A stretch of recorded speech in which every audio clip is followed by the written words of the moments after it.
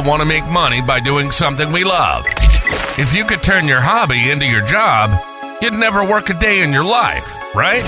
Welcome to Hobby Hustle, the ultimate podcast where collecting passion and business collide.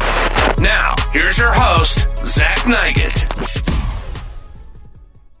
Welcome, everybody, to episode 9 of Hobby Hustle. I'm your host, Zach Nygett, and I appreciate you taking a moment to spend time with us. If you've been enjoying the pod, please be sure to like, subscribe, rate us, and of course, share with your friends. Additionally, please leave any comments to share your thoughts or suggestions you have. I greatly appreciate your support and hope that you enjoy our show. Today's guest has over 40 years experience in the hobby and is a well-known content creator who has interviewed over 200 industry insiders, passionate collectors, and fellow content creators. He chose to hang up his finance and accounting career in order to pursue his passion within the industry he loves, the hobby. He is a sports card consultant, business advisor, and host of Fanatics Collect Premier Show, as well as his weekly Sports Card Live YouTube shows. He is passionate about using his content to educate, inspire, and entertain collectors. You can find him on YouTube at Sports Cards Live or his personal IG account at jlee_Sports Cards Live. I'm honored to welcome a friend, hockey junkie, and passionate collector, Jeremy Lee, to the show. Jeremy, thank you so much for joining. How are you today, sir? I'm good, Zach. Thank you for the nice intro. Thank you for the invitation to the show. I'm a big fan of what you're doing. I appreciate it. I'm a huge fan of what you're doing, and I'm honored to have you. You are a seasoned vet as far as content creators go, and I've been enjoying watching your journey. So to have you on my podcast is truly an honor. So thank you. Thank you. Thank you. So I know that, we've interacted via social media, but finally had an opportunity to connect in person at the National, which was awesome. I'm curious, just sort of, what are your thoughts, about the National? Maybe any favorite memories, experiences about the show? I loved the whole week. As soon as you got in that building, you could feel the energy and the vibe of the hobby. And I've kind of described it as almost a giddiness. It seems like people were just excited to be in that environment. And it was the community really showed up. It was wonderful walking the aisles and, not only looking in showcases at the cards when you could because it was so busy, but also just those impromptu discussions with people like the one we had. We just happened to be walking by each other. We have a 10-minute conversation and a friendship is born, and here we are today. So it was just a great overall experience. I'd been to over 15 nationals, and I gotta think, of course, maybe some recency bias, that this was my favorite one. No, I agree with you, man. Just the vibe, the energy, like you said, walking in that building, especially on like Thursday, there was just this energy, that everyone was just so excited to be there, and that continued to build throughout the week, and it just got busier and busier. So for all the knocks that we've seen on social about parking congestion and this and that, like, the event itself was spectacular. And I agree with you that the cards were cool, but the people are a million times better. Yeah. And I guess the alternative is no lineups, tons of parking, and the hobby just not being as healthy as it is. So I'll take those. We'll take those issues on behalf of the hobby, I think. 100%. I agree with you. So, hey, I know that you're a passionate hockey collector, but I'd like to learn more about sort of each guest's origin story of collecting. So could you tell us a little bit more how you got into collecting? Yeah, it really started out when I was a little kid, probably 8 years old. Went to my cousin's house. There are 3 boys, cousins of mine. One's my age and one's 2 years older, 2 years younger. I remember being in my older cousin's bedroom. We were playing, and I saw all these hockey cards on the floor. 1978 O-Pee-Chees is what I recall. Picking them up and looking at these things and being like, wow, because I used to go to games with my dad back in as a really young kid in the mid to late 70s, and seeing these cards of these players that I saw. And I'm just learning to read and write and math and all these numbers and stats on the back. I was just fascinated by them. That was all it took. I never looked back. You run through going through grade school and high school through the 80s, and I would collect the O-Pee-Chee hockey set every year. I would also start to collect the Topps baseball. I remember opening up packs of 1980 Topps basketball, the panel cards. Wow, yeah. And I collected, opened up, chewed the gum, loved the gum, and I was collecting the traditional way right through until I remember Upper Deck becoming a thing in 89 and being fascinated by those cards, the hologram, the better images, the card stock, Then Leaf came out in 1990, and loving that, chasing that. Frank Thomas was a big deal. The Hoops, David Robinson, trying to find that card. So, I mean, that's my original origin. It goes right back to those early days. Yeah, that's awesome. And those are iconic sets that you mentioned too. And cool that you were able to open up things like, those early O-Pee-Chee hockey cards and some of the 1980s tops. I mean, that's an iconic set with the Bird Magic Dr. J card, and then as you get into the hoops and things like that in the upper deck, that was more my generation, right? Like I was an 80s, 90s kid. And so I vividly remember, like, first, as you said, laying eyes on that upper deck set. That was just something different for us, the quality, the hologram, the packaging with like that thick silver foil. It was hype and it was exciting and it was something different. And it's cool to be able to experience that over these years. That's really cool. I guess speaking of sort of that evolution of cards, maybe you could talk to us a little bit about how your collection has evolved over the years. Well, back to the 80s, what it was every year was collecting sets. And then I remember I'd go to the LCS, and I think it was 87 Fleer baseball. I put that set together by buying team sets, one team at a time. Every Saturday, I take my allowance, ride the city transit bus downtown, go to Abdi Cards in the back corner of a used comic and bookstore called Book Fair. And I would pick up a team set here, a team set there for $1.50, $2, $3.50, whatever it cost to get these things. So that was in the 80s. And then I started to collect. I wanted the rookie card of all the 1,000-point men in NHL history. That was like my first base set project. And I collected that through the 90s into the early 2000s. And as time went by, I kind of expanded into all Hall of Fame rookie cards, all 4 major sports. And, then, a couple player collections that I built. I'm a Dale Howardchuk and Teemu Selanne are my favorite players, being from Winnipeg originally. So I collected their cards. And then I got into the 90s inserts and collecting some Michael Jordan cards. And here we are today. And I still collect all those things, but I am no longer I no longer consider myself having to follow any checklist. I do not like following a checklist.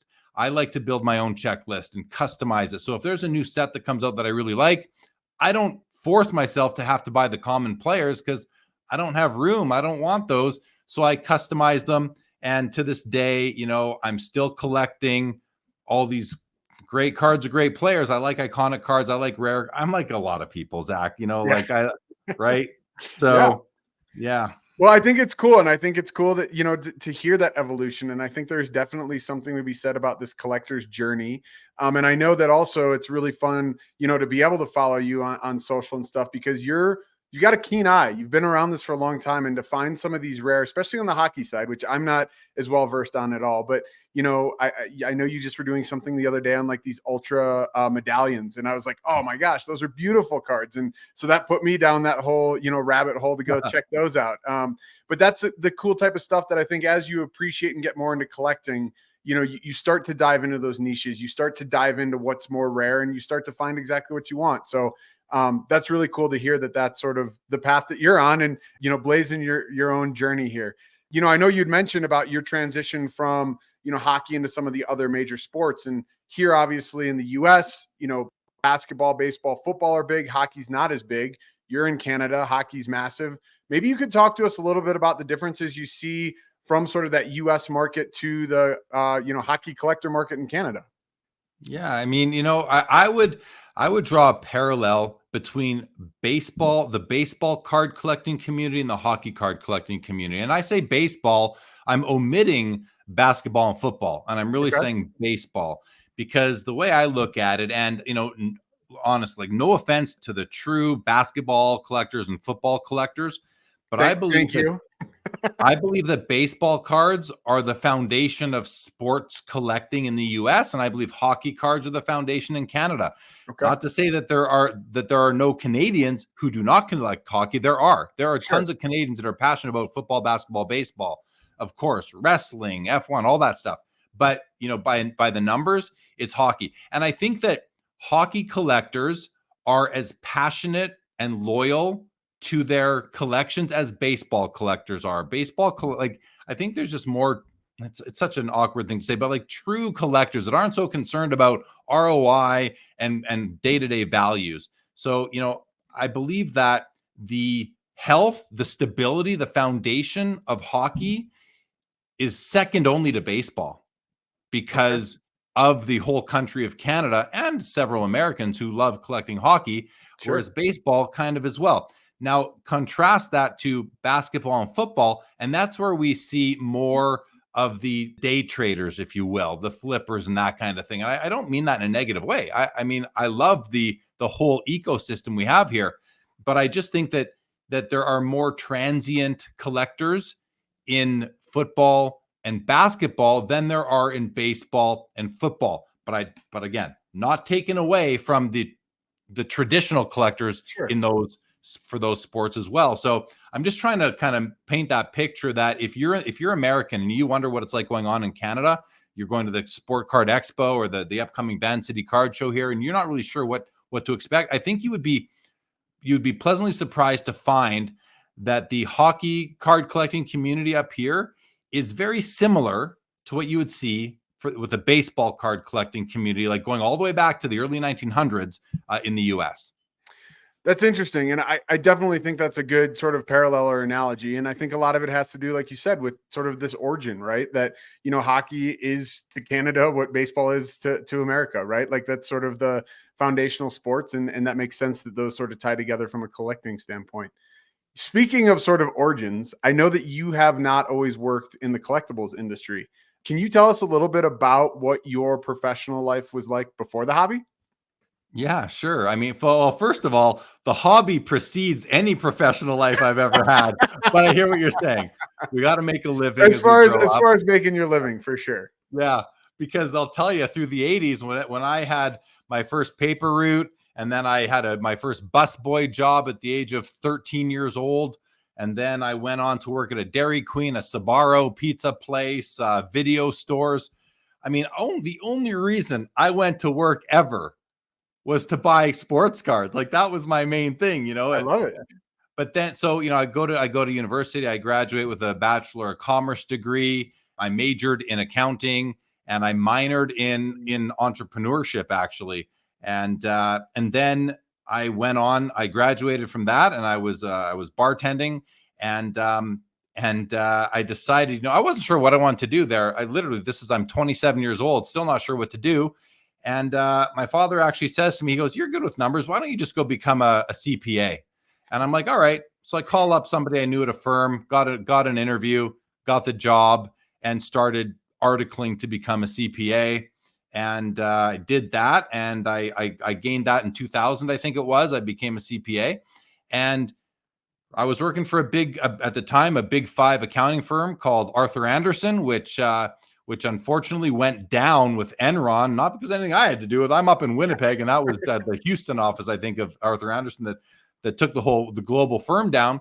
And so I found myself with some uncertainty, and I decided at that time, when that was maybe a good time to move out of Winnipeg. So I said to a headhunter, "Find me something in Calgary or Toronto." So that was the flip of the coin. I ended up in Calgary about 2 weeks later, working in a tax, an accounting firm that specialized in taxation. So I went on, and I'd done that a bit at Arthur Andersen too. So I specialized in taxation, both Canadian and US and expat taxes for the next several years. Went into industry, worked in real estate as a VP of taxation. And got to travel internationally for that, training our salespeople in Asia on the tax implications of owning U.S. and Canadian-based land. Fast forward, I worked for another company from about 2017 until 2021. That we ended up selling that company to a NASDAQ-listed firm. I stayed on with them for about a year. I was VP Finance. And then I was basically just sort of transitioned out by, as happens. And the timing worked out really well. I went to the 2021 National looking for opportunities to meet people. And so met several companies and people there. But it was really in 2022 that I guess I stopped working for that company and decided at that point, I've been able to make some money in content. I was affiliated with Tag Grading as well. And that's when I said, I'm going to make a go of making a living doing sports card content, working with my auction company clients, my consignment company clients, and my sponsors, and working with tag grading and also buying and selling cards. And that was the big leap I took. And here we are today, and I'm still doing it.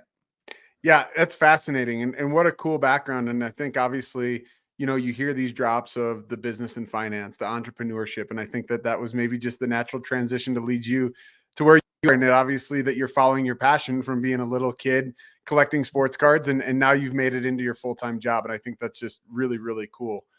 I know that you found a lot of success with Sports Cards Live, I'm sorry, and some of the, the other shows that you're doing. Can you tell us a little bit about how that show came about and sort of what you attribute some of the success to? Yeah, I mean, really, the origin of Sports Cards Live happened because this takes us back to about February 2020, and there was going to be 610 Justin was organizing an Instagram virtual card show where he just took slots and he would direct people to your live stream. So I did that, and that was my first experience doing anything live, and it was fun. And I sold some cards, and then I wanted to sell some vintage hockey cards. So I went to a vintage Facebook group and I said, hey, do you mind if instead of me scanning or taking pictures and having to coin all these cards, can I just do a live stream?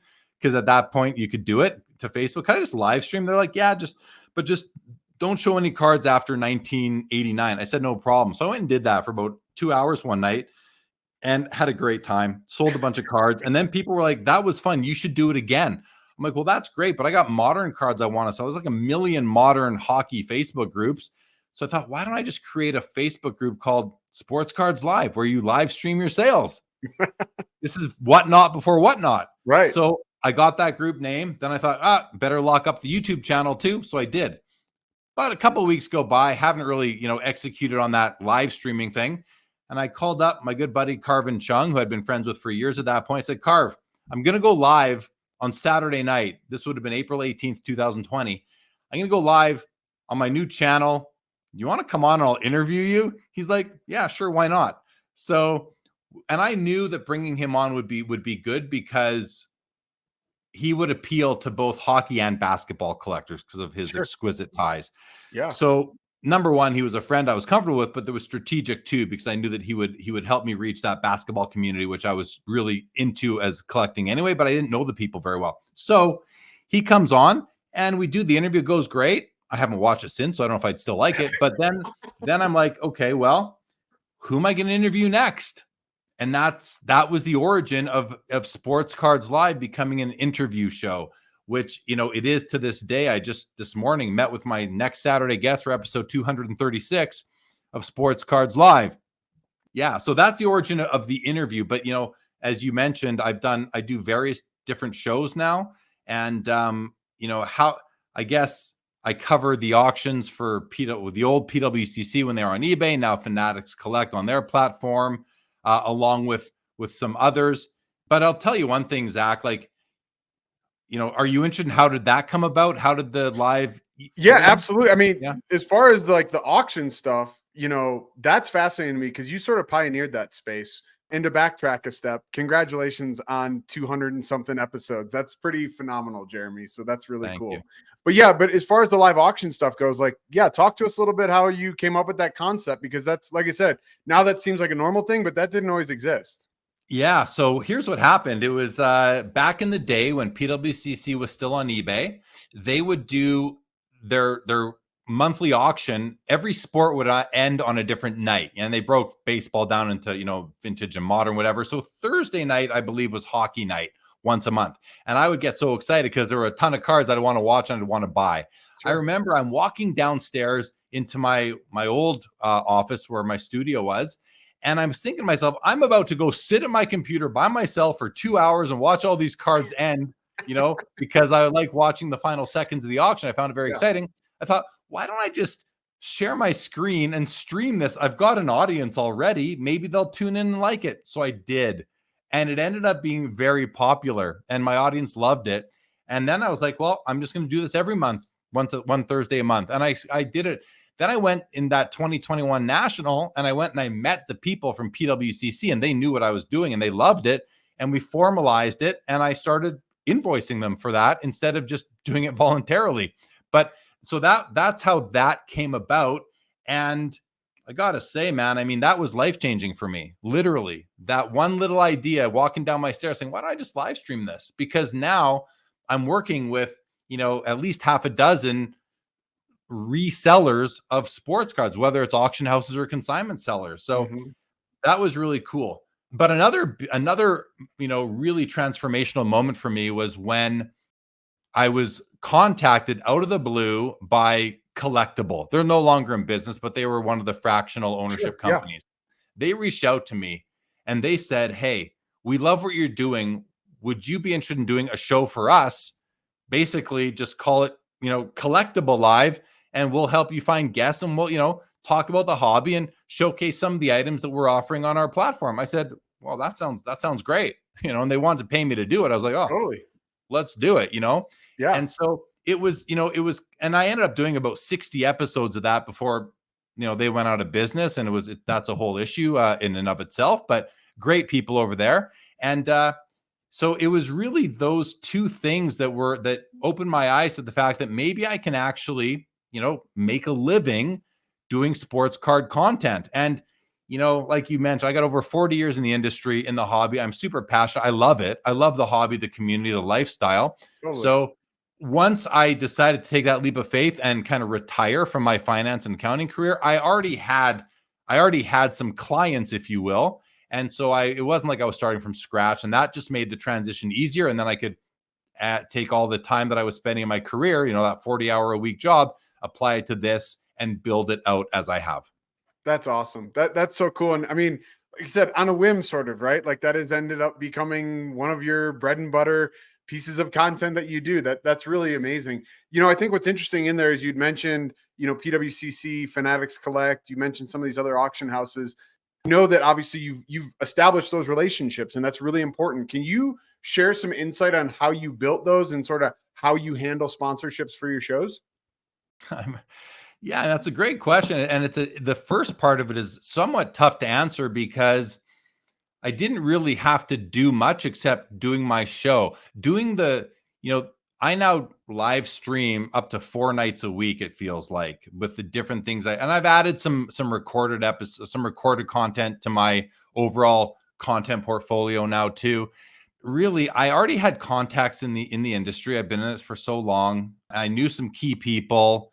And once I started getting some of these, I'll just call them bigger names, like, some of the higher ups within the industry. Sure. That itself just opened doors for me for more people. And I think the fact that certain people in the industry are willing to come on my show, and not that they're not willing to go on others, but back then there weren't as many people doing interviews. Now there's several podcasts that are interviewing people in the industry, but at the time I was one of the only. And so the more guests I would get, the more guests I would get, the higher up. And the other thing is that, I have on right from the purest of collectors to the most controversial of service providers in our hobby. And I approach them all with the same level of professionalism. I don't attack them. I respect, I really demand that my audience that is active in my chat respects the guests, whether you like them or not, and that's why I'm able to get on guests who otherwise might be nervous to go on other people's shows because they don't know what's going to happen or how it's going to go. But I've been able to wrangle the best list of guests, I think, that anyone has in hobby content. So, and then you asked, how do I handle sponsorships? Well, I look at them as partnerships because I am providing a service and they are providing me with financial compensation. So I don't take that lightly. I look at them as partners, and I want to bring them value, and I want to respect their brands. And so, but how do I handle it? With professionalism, just like I would handle bringing in a client to a corporate client who needs their full suite of tax services handled. Sure. Or my employers. Like I treat it as a I am a vendor to them, just like any other vendor they may have in their business. Mhm. And that's how I treat it. I look at it as it's really a marketing thing that I'm providing.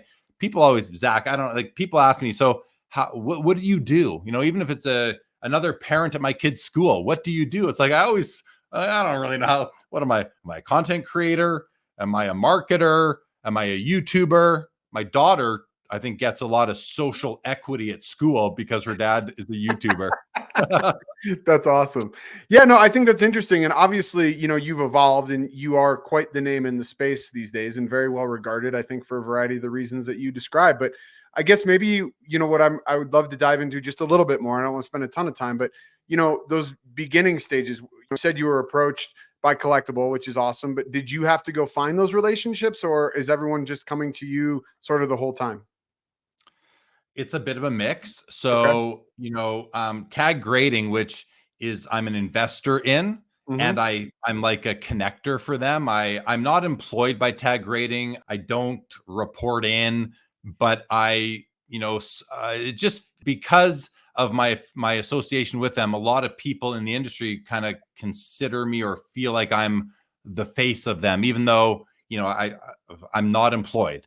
But I am an investor and I'm certainly an ambassador and I love what they're doing over there. But the 2021 National, I told you, I went looking for opportunities. I had a table and chair rented. I had a couple of roll up banners, and I would sit at that table and I had people coming up to me like nonstop because, again, this is early content, right? Yeah, So totally. so one day they approached me and showed me what they were doing, and one thing leads to another over the couple of years. But some companies I reach out to, I'm affiliated with Filth Bomb Breaks. Hmm. Well, they kind of reached out to me. So their marketing guy reached out to me. Fund Your Cards, the consolidator in the Yep. space, reached out to me. Just Collect, Leighton Sheldon, who I do another podcast with now. I remember being at the National in Atlantic City and talking to him and saying, hey, we could do something together. Maybe I can help you out, because I like Leighton. Yeah. MC Sports Cards. I reached out to MC Sports Cards. I've had a lot of respect for Mike Kantz for a long time. I reached out to him and the timing was perfect. He's like, well, I'm just about to start a special MC Mondays themed auction. We could do that together. REA auctions. I believe I Hmm. reached out to REA. My friends at 90s auctions. I was friends with Josh Adams, the founder, so that worked out. Mint Inc. Sometimes I have somebody on my show and then they see the branding for my other partners and they're like, hey, maybe I I could want get my my logo logo up up. there. Yeah. But I'm like, well, that's great, but I gotta get to know you a little bit, right? Make sure that Yeah. I'm willing to associate my brand with yours. So yeah, I mean, that's really how it's worked out for me. And That's awesome and fascinating. And, obviously having those big names and brands attached to your shows have helped, but you've also grown your audience, over the years in a very big organic way. Can you maybe share some of the strategies you've used to be able to do that? it's really simple, man, because I do not have the most followers or the most subscribers, but I do feel like I have my audience. I think is the hobby. Not a lot of transient people who came in 2021 and left. I'm sure I have a Hmm. few of those, Sure. but yeah, I mean, I feel like I've grown it really just by being authentic and passionate and transparent about what I'm doing. I feel like that's been it. And, I got to give credit to my guests along the way. Hmm. They have helped bring me credibility by being willing to come on Sports Cards Live, being one of the first content creators to have monetized what I'm doing. I think put a lot of eyeballs on me, and I'm proud of it. I'm really proud that Yeah. I've been able to. I hear a lot of times people say there's no money in hobby content, or but you just don't know how to do it if or you don't have the resume maybe that I do, because Sure. it's not easy if you're starting from scratch or you're new to the space. But I'm neither, so that worked out for me as well. Yeah. That's awesome. I mean, I guess, obviously, like you said, you have sort of a pure collector base, that's followed you. You are a very respected name. Do you, I guess, attribute anything, or have you done anything special through social, or really you just feel a lot of it's organic through, like you said, the guests and everything else? I haven't really done anything. I've tried different things though, Zach. Like I've tried the little, like doing clips, doing shorts. I've worked with a few different like editors over the years who, you know, I've paid them on a monthly basis to watch my stuff and come up with, like, create shorts, and nothing has lasted permanently. So, you know, I haven't gone into the whole giveaway game too hard. I've done one giveaway on Twitter. My guests often do giveaways, or my sponsors, like Mint Inc. is doing a weekly giveaway now on my show. Dude, I don't know about you, but I get offers all the time on Instagram and through email saying, you know, grow your following this way. We'll get you, you know, we will get you organic followers as well, you know, and it's like, oh, so you mean they won't be bots? But I'm like, I've never paid for a subscriber or a follower or a like. I never will. I pride myself on having organic growth. And even though it's my follower count is not as high as many others out there, I just know that every single one of them, I mean, I shouldn't say, I don't know, maybe there's the odd bot that's followed me that I don't know about, but I mean, it's organic. And that's how I want to grow, because I think that's consistent with who I am in the hobby and who I am as a person. 100%. I think that's awesome and interesting. And, you know, I think to that point, you know, people will buy followers and likes and all this other stuff. And I think part of that's just an ego stroke. But more importantly, you know, I think social media is changing. And I think a lot of it, while there is emphasis on quantity, I think there is a lot more emphasis on quality. And I think part of that quality piece is engagement, right? And so to your point, you might not have the huge numbers, but people are engaging, they're leaving comments, they're liking, and those things are important for that algorithm to keep feeding it.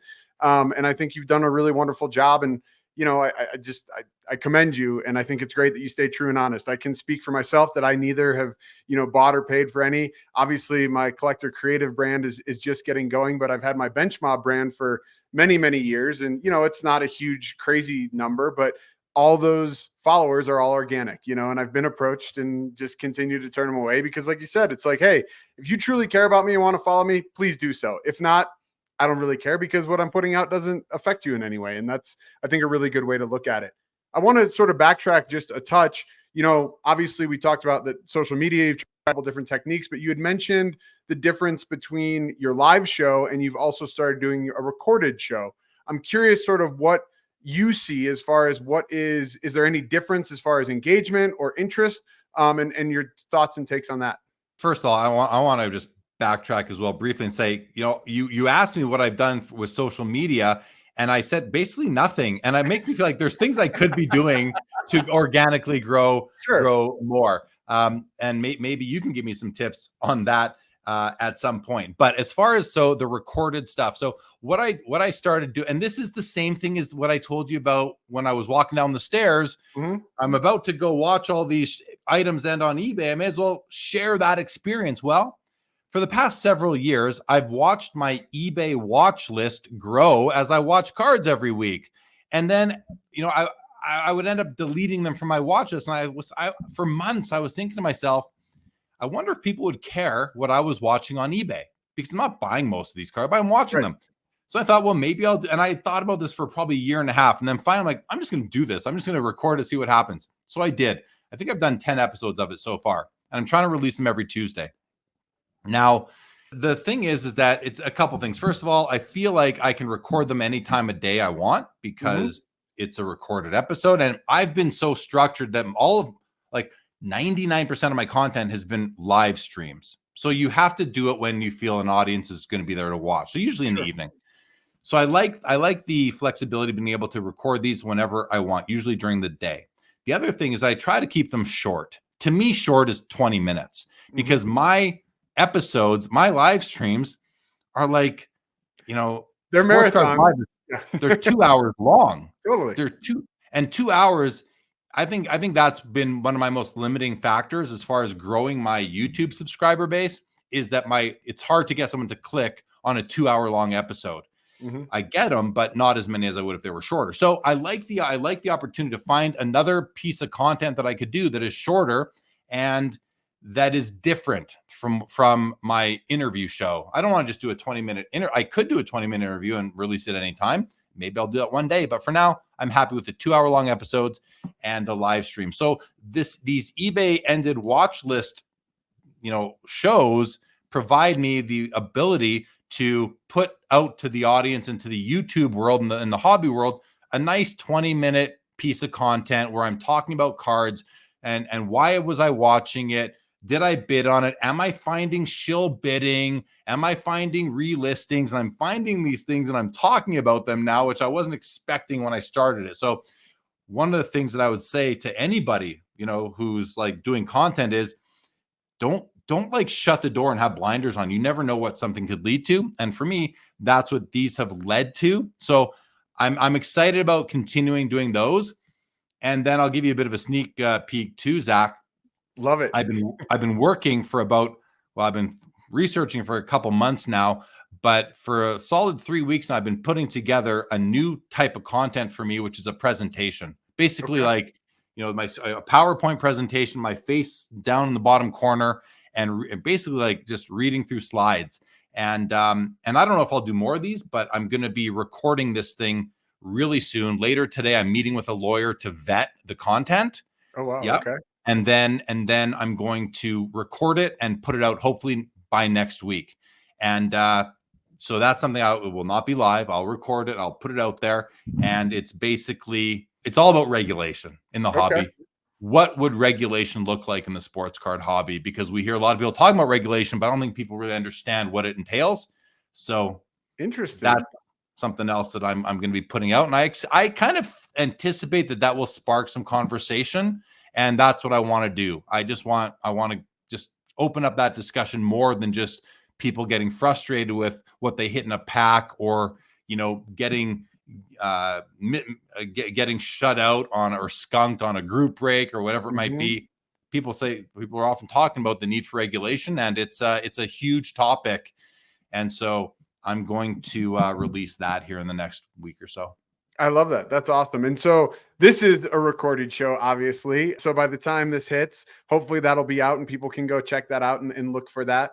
That sounds really interesting and exciting. And like you said, very timely, especially with all these repackers and stuff. I know there's a variety of approaches, but, some of these don't have any checklists and you're not quite sure what's in there and you're just relying on somebody's word. And unfortunately, for all the good apples in our space, there's obviously the bad ones. So some form of regulation at some point would probably be a welcome addition, for many of these people. So I will be very excited to keep an eye out for that and hear your thoughts and where that can go. Yeah. I'd be remiss if I didn't mention as well that I'm also planning to get into the repack / mystery game. Okay. And part of it is that, if I'm going to do that, I have to do it exactly right.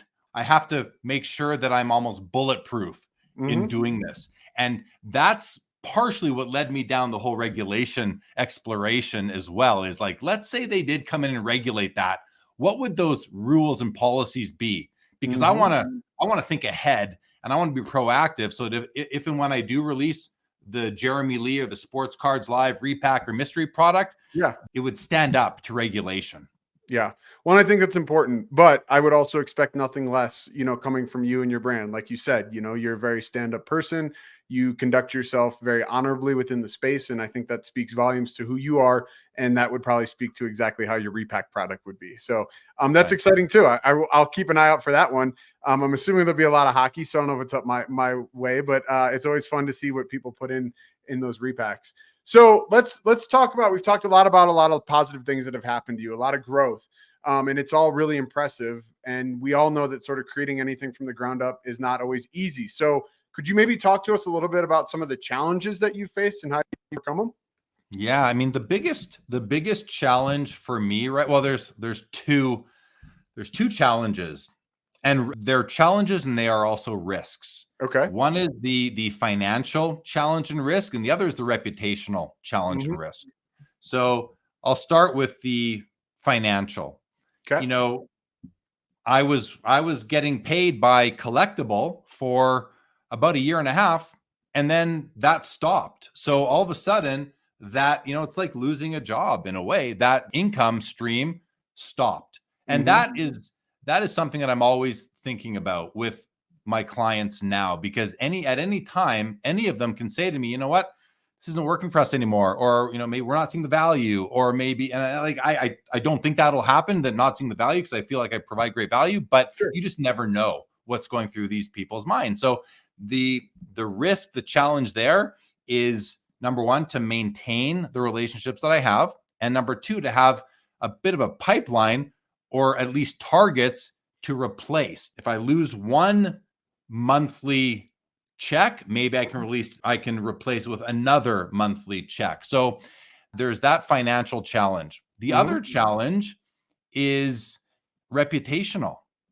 If I'm working with a company, and I've been, and I've worked with companies that have reputational issues. I worked with PWCC for a long time, and I had to deal with that. Even there's people that didn't like what Collectible were doing. I think there's still one guy out there who still loves to say my name out there, but that's okay. I like living rent free in people's minds. Yeah. I've been fortunate. I don't have a lot of critics out there on what I'm doing, but I do have some, that's for sure. So that ties back into the reputational risk, where number one, does affiliating with another company out there that already has some issues, does that bring issues for me? And number two, what if one of the companies I'm working with does something stupid?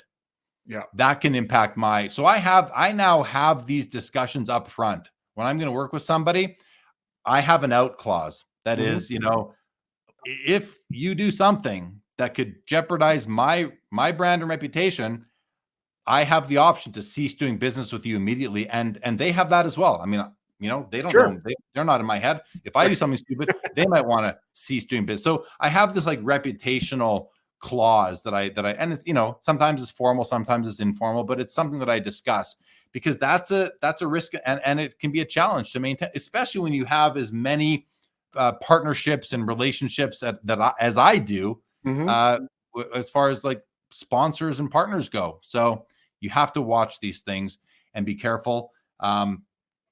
Those would be my biggest challenges. I mean, some people might, some other content creators might say, well, I've got family, I've got kids. Like, I'm pretty lucky that, I don't have another job now that causes me to be in an office from 9 to 5, come home, spend a couple hours with my kids, maybe have 2 hours in the evening to either spend with your wife or spend on doing hobby content. I don't have those challenges. I have a very good work-life balance with the family and the kids and the wife. So that's all great. And I think that's about it for me. Yeah. It's always interesting just to hear sort of people's, because what you have found as those challenges might be really easy for somebody else, right? Or they see, like you said, something totally different. And I think, like any good business, right, having that pipeline built up, as you mentioned about, is important, right? And being able to try to play from ahead as opposed to playing from behind. And, I think the reputational thing is a huge thing, especially today with social media and the fact that, as you said, you could live rent free in people's minds, or know that you're not on their mind. That's probably a really good thing and fairly unique. There's a lot of highly controversial people in the space, and you're not being one of them is a testament to the way you conduct yourself. So again, kudos to that, Jeremy. Thank you, Zach. Yeah, totally. You. I mean, I am proud of a lot of what I've accomplished. So it's, and I love it. I love the industry. I love the people. I love the community, man. I mean, there's, you see somebody you haven't seen for a while, how's it going? And they'll say, living the dream, well, I think there are people that have gone into this hobby full time who are genuinely living the dream. 100%. And count me among them. I mean, so privileged and fortunate to be able to say that. Absolutely. Absolutely.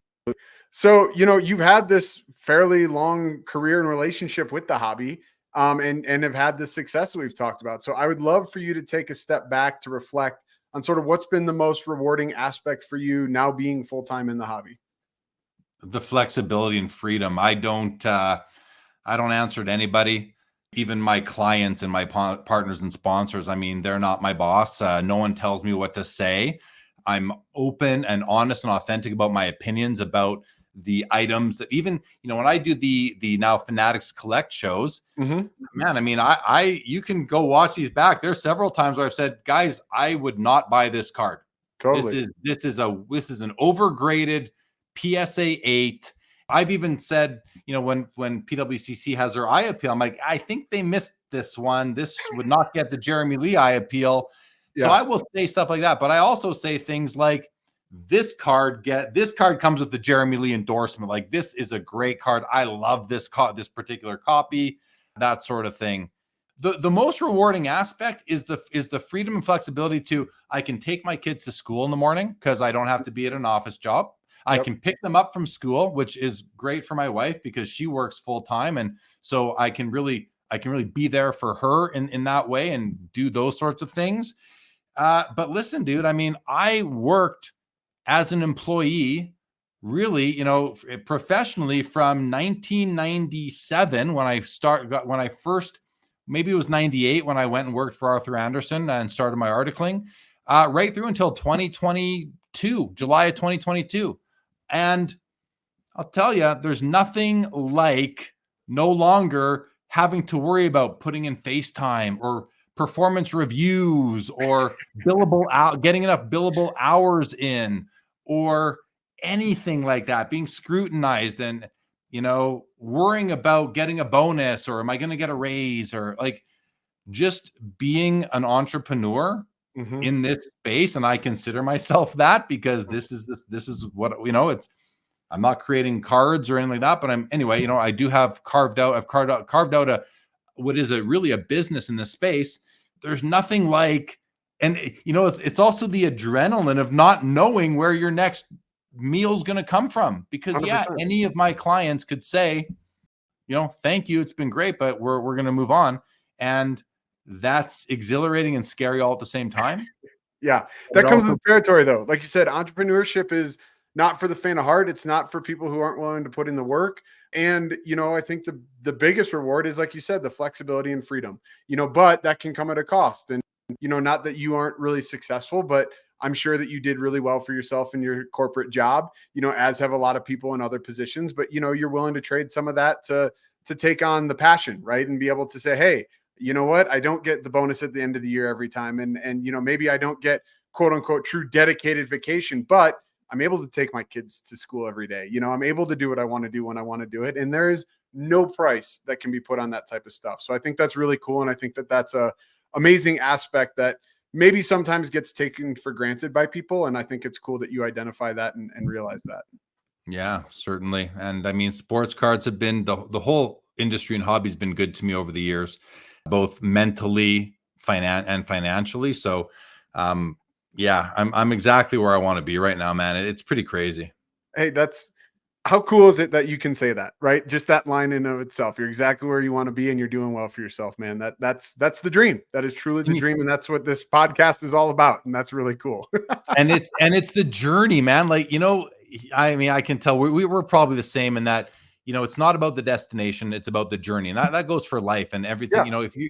If you can, it's one of those, that other cliche too. Like if you love what you're doing, you're never going to work a day. I mean, that's pretty true, but there is work involved. There is definitely work involved. But when you're doing it for yourself and not for somebody else, not for the shareholder of the company, but you're the shareholder, it's that much more rewarding. So yeah, very, very lucky to say that. And it's not, but you know what? You asked about challenges. Another challenge is, your own mental state. Like I do go through ups and downs in all this. I've had times where, a couple of weeks where I'm just not enjoying it as much, but I fight through it. And I, as soon as I sit down, turn on the camera and I'm with my guest, all that goes away. And we're just going to talk hobby for 2 hours. Like I just have to remind myself to do that. But, but then maybe the views aren't what I'd like them to be or something like that. And you start to question, but then you have a great show and it kind of, so there are ups and downs, just like there are in any business or profession or job, I would think. Yeah. And, but again, when you're doing it for yourself, it just really, it's so much more rewarding. And even the valleys of the journey are valuable and important and something, it's like they say, if there's no dark, you wouldn't have light. Well, if there's, going through those ups and downs really make the ups so much better. Yep. I agree wholeheartedly.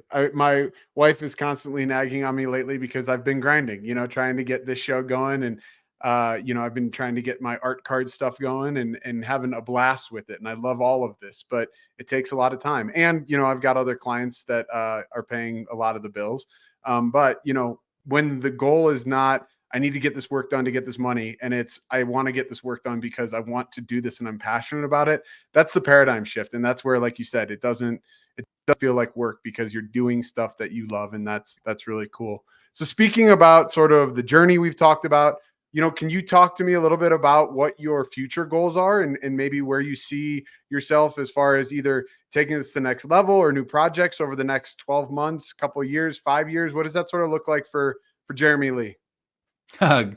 Oh man. One of the things I love about what I do is that I don't know what might be next for sure. Like I couldn't have told you a couple of years ago that I'd be working with all these companies that I'm working with like that. I remember when I got my very first sponsor early on, it was small dollars and, a small name in the space. And it was crazy to me to think that, wow, someone's going to give me money to talk about them and help them market their business. Yeah.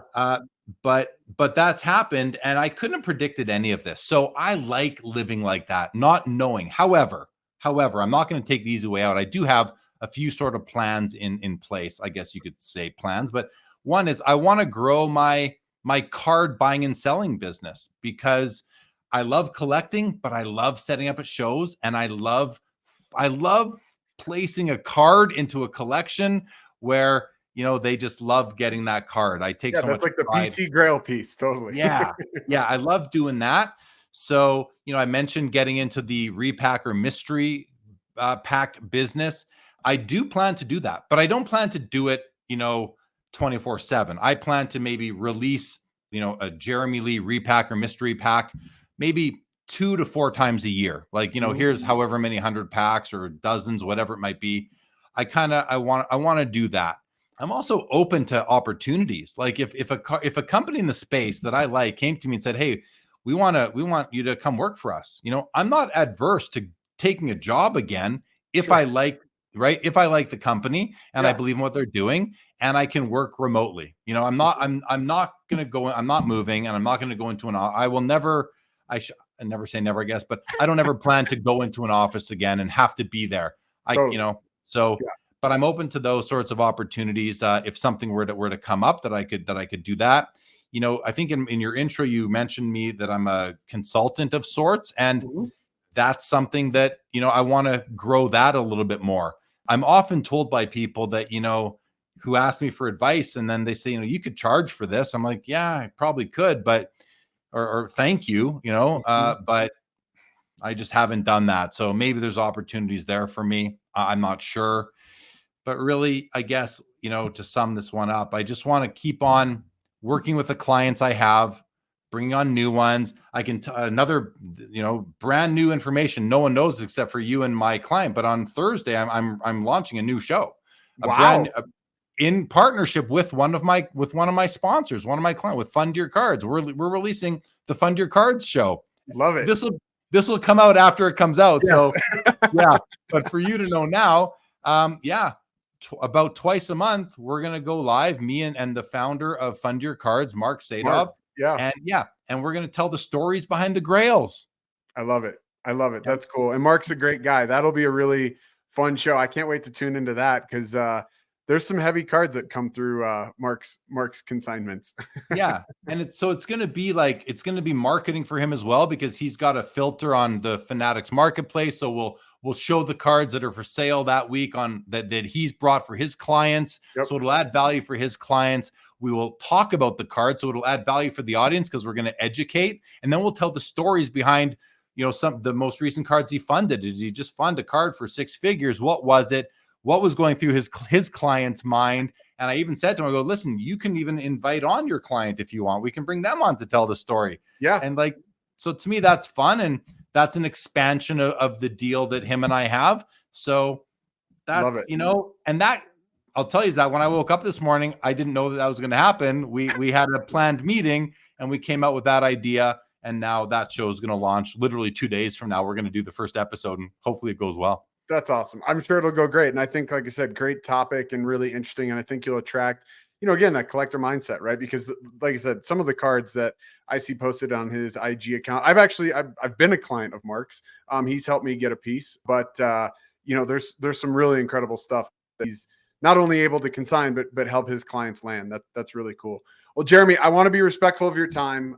This has been an amazing conversation, and I really appreciate you coming on. But with all my guests, I asked them to leave our audience with sort of your golden piece of advice for any entrepreneur, collector sort of getting into the space. If you could give them one piece of advice, what would that be? You don't have to be perfect out of the gate. If you have an idea for a business, for content, the ideas are worthless. Ideas are nothing. You can't have an idea on itself and think you're gonna be successful. You need to be able to execute as well. And execution begins with starting. And if you're not going to start, go do something different. So my key piece of advice is don't worry about being perfect right away. Just execute on your idea and your plan. You need some plans in place for sure. But just get started. Because a bunch of small steps can lead to great things. And then I would add on to that, just because it's worked out for me, is don't plan out too far ahead, because you're going to take turns that you didn't think were in your future on your path. Yep. And so be adaptable and be open to change and be open to opportunities that you don't even think could be coming to you. I think this hobby provides a lot of that. Like you're smirking right now because you're probably thinking, yeah, you're the same way, right? Like, so 100%. No, it's really true. And I think the other piece of that, and this is advice I've gotten from a couple other, people who've been real successful, is not only execute on that, right? Don't just think about it, but be consistent. Even if, like you said, you're not seeing the views that you thought, you're not getting the likes, you're not getting the followers. If you are staying true to yourself, staying consistent and executing on whatever it is that game plan is, I think that combination will lead to really good things.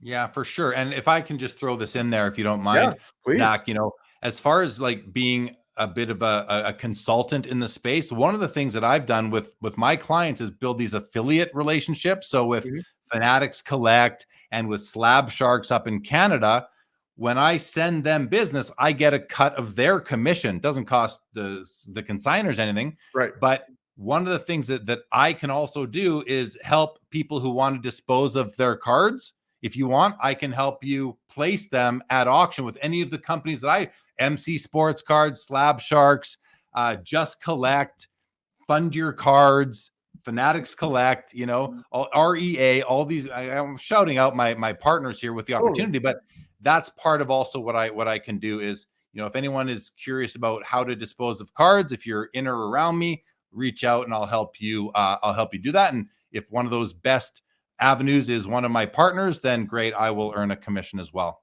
And I love that. Will be transparent about that. So on that note, why don't you, not that everybody doesn't know, but why don't you let everyone know how they can get a hold of you? Well, on your screen right now for YouTube and for podcasts, you can find me on YouTube, Sports Cards Live. That's the name of my YouTube channel. Instagram, I am at JLEE_Sports Cards Live. And if you want to email me, sportscardsliveshow@gmail.com. Perfect. I love it. And people, please take advantage of that. Jeremy is an amazing resource. So if you've been thinking about liquidating a collection and need some help, definitely reach out to him.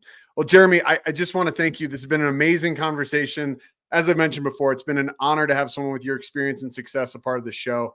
And I really appreciate you taking time to chat, share your knowledge, share your advice. And I hope that I can see you at a show again soon. But in the meantime, I'm going to be keeping my eye out for some of these really cool, exciting things that you have coming up. So thank you so much. I appreciate it. And I hope you have a wonderful rest of your day. I appreciate it, Zach. Hope you have a great day. And I just want to say, I love what you're doing again. When I saw Hobby Hustle come across my feed, I watched and I'm right away. I love what you're doing here. Thank you for the opportunity. And also thank you for bringing all the other hustlers out there onto your platform.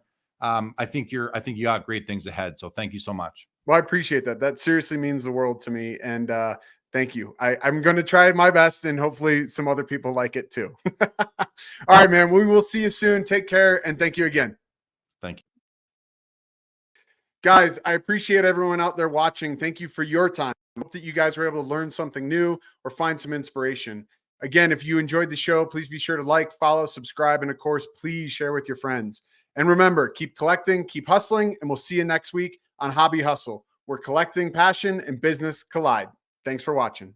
Hobby Hustle is brought to you by Collector Creative. If you're a collectible brand or company looking for help with marketing, branding, design, or development, head over to collectorcreative.com and drop Zach a line. We'll be back next week. In the meantime, connect with us on Instagram, TikTok, and YouTube at collector_creative. And be sure to like and subscribe so you never miss an episode. We'll see you next time on Hobby Hustle, where collecting, passion, and business collide.